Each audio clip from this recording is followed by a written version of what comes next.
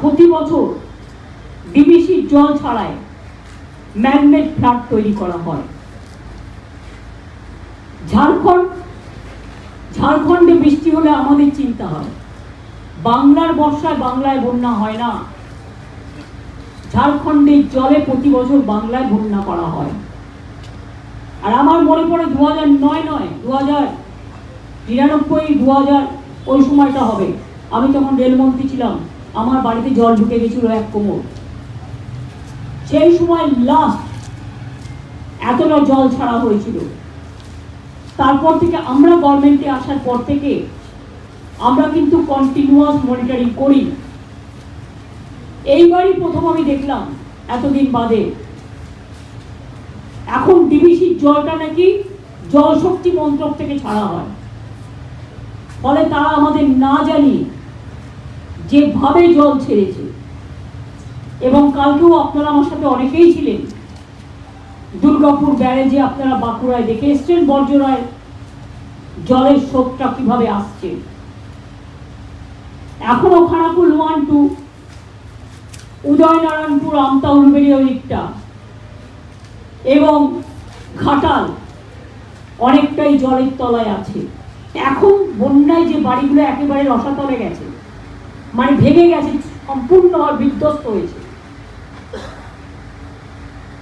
সেখানে আমার যে 11 লক্ষ লিস্ট আছে সেই লিস্টের মধ্যে বাড়িগুলো আছে কিনা দেখে নিতে বলেছি। সার্ভেটা বর্ষা মানে জাস্ট শেষ হলেই শুরু করবে, ডিসেম্বরের ফার্স্ট উইকে আমরা প্রথম টাকাটা দেব, প্রথম কিস্তি। 60,000 বাড়ি ইতিমধ্যেই মাইনরিটি ডিপার্টমেন্ট থেকে আমি করেছি, করবার জন্য দিয়েছি, সেইটা অ্যাড হবে। প্লাস আরও কত বাড়ি একদম, এখনো 50 লক্ষ মাটির বাড়ি বাংলায় আছে। 50 লক্ষ আমরা করতে পেরেছি 13 বছরে। সংখ্যাটা তো কম নয়, গ্রামের সংখ্যাই বেশি, মনে রাখবেন, শহরের সংখ্যা কম। আমাদের কিন্তু এখনো পশ্চিম বাংলা গ্রাম ভিত্তিক, এবং শহর কলকাতা এবং কয়েকটা মিউনিসিপ্যালিটি ছেড়ে দিলে সবটাই কিন্তু গ্রাম। অনেক গ্রামের মানুষ আজ পাকা বাড়ি করে নিয়েছেন নিজেরাও। গভর্নমেন্ট থেকেও আমরা 50 লাখ করে দিয়েছি এবং এবার 11 লাখ হাতে নিয়েছি। তাতে 60,000 আমার যদি বাঁচে, মাইনরিটি ডিপার্টমেন্টের টাকা, সেটাও গভর্নমেন্টের টাকা, প্লাস আরও 1-1.5 লক্ষ বাড়ি যাদের বন্যায় ভেঙে গেছে, তাদেরটা আমি ইনক্লুড করব। যেখান থেকেই হোক না কেন টাকা জোগাড় করবো, করে আমরা এটা করব।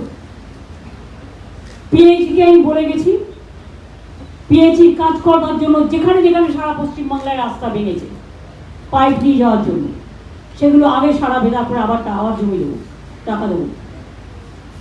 পাওয়ার ডিপার্টমেন্টকে বলা হয়েছে জলটা কমে গেলে পাওয়ার টোটালটাই যাতে রেস্টোর হয়। অনেক জায়গায় হয়েছে, অনেক জায়গায় জলের জন্য হয়তো তারগুলো সারাতে পারিনি, কারণ অনেক সময় ইলেকট্রিকিউট হয়ে যায়, বিদ্যুৎকরণ হয়ে যায়, ফলে সেগুলো দেখে নিয়ে করতে। এছাড়াও কৃষকদের যে জমি নষ্ট হয়েছে, শস্য নষ্ট হয়েছে, বীরভূম জেলাও আমার ধনধান্যে পুষ্পে ভরা, মৎস্য, নদী, পুকুর, রাঙামাটি, সতীপীঠ, পাথর চাপড়ি থেকে শুরু করে সবকিছুই আছে। সুতরাং সতীপীঠ স্থানগুলোতে জল থাকলে ডিএম দেখবেন, কারণ ওগুলো আমরা করে দিচ্ছি সব ভালো করে। পাথর চাপড়িও দেখবেন। বাকি কৃষকদের জন্য আমাদের শস্য বীমা করা থাকে। আগে চাষিদের টাকা দিতে হতো, এখন চাষিদের টাকা দিতে হয় না, বিনা পয়সায় চাষিরা বিপদে পড়লে আমরা সেই টাকাটা দিই। অর্থাৎ যে ক্ষয়ক্ষতিগ্রস্ত হয় তার মূল্যায়নটা করে যেই জল সরে যাবে, কৃষি দপ্তর আমার সাথে এসছে, ওঙ্কার মিনা আছেন, তাকে ইনস্ট্রাকশন দেওয়া হয়েছে যে কৃষকরা যাতে সঠিকভাবে তার বন্যা ত্রাণের হিসেব অনুযায়ী এবং শস্য বীমার হিসেব অনুযায়ী তারা যাতে টাকাটা পায়। শস্য এছাড়াও ধান কেনার কাজটা যেন বন্ধ না হয়। 100 দিনের কাজ, যেটা আমরা আগেও 30-40 দিন হতো, তো আমরা 50 দিনের কর্মশ্রী চালু করেছি। সেই কর্মশ্রীর কাজটা যেন চালু থাকে, মিড ডে মিলগুলো যেন ঠিক থাকে, আইসিডিএস সেন্টারগুলো যদি জলে ভেসে থাকে সেগুলো ডিএম দায়িত্ব নিয়ে দেবে, বিডিওরাও সার্ভাইস ভিজিট করবে, আইসিরাও করবে, দেখে নেবে। প্লাস পিডাব্লিউডি রাস্তাগুলো পিডাব্লিউডি দেখে নেবে। আগে তো কিছুই ছিল না, এই মাটিতে আমার জন্ম, আমি জানি বীরভূমটা খুব ভালো। সুতরাং এখন অনেক নদী হয়েছে, অনেক রাস্তা হয়েছে, অনেক ব্রিজ হয়েছে, বিশ্ব বাংলা ইউনিভার্সিটি হয়েছে, শান্তিনিকেতন আগেই ছিল, সতীপীঠের অনেকগুলো মন্দির আছে।